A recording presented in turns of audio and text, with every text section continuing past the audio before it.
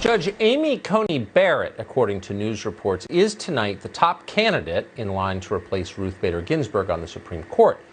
The president nominated Barrett to the Seventh Circuit Court of Appeals back in May of 2017. If you haven't seen her opening remarks during those confirmation hearings, they're worth finding on YouTube.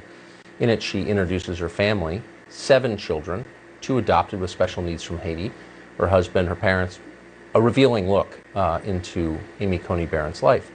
Mike Johnson has known her for a very long time. He represents Louisiana in the United States Congress. They went to high school together. We're happy to have Congressman Johnson on with us tonight. Congressman, thanks so much for coming on. I've got to say, this is not legal analysis, but just as a person, she seems maybe the finest person I've ever seen under discussion for this job. Is she?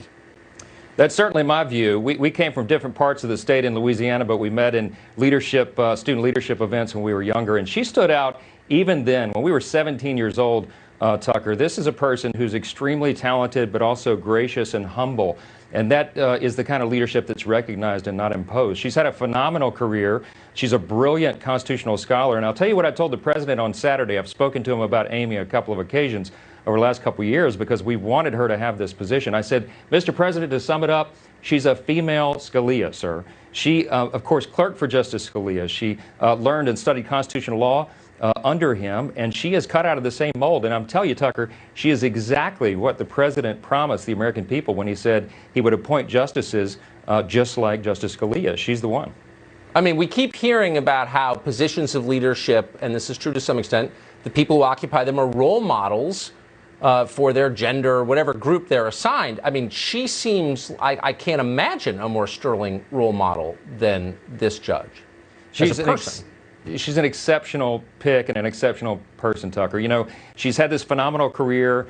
She's a brilliant constitutional scholar, as everyone will see and hear. But more important than that, she's a great person. She's a wife and a doting mother of 7 children. 2 of them are adopted from Haiti. 1 has special needs, her youngest.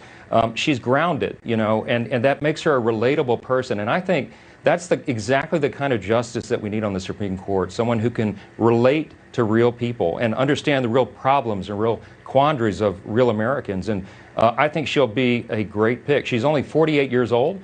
I mean, she could serve on the court for more than a generation, you know. I think she checks all the boxes, and if she is in the top slot, it'll be great.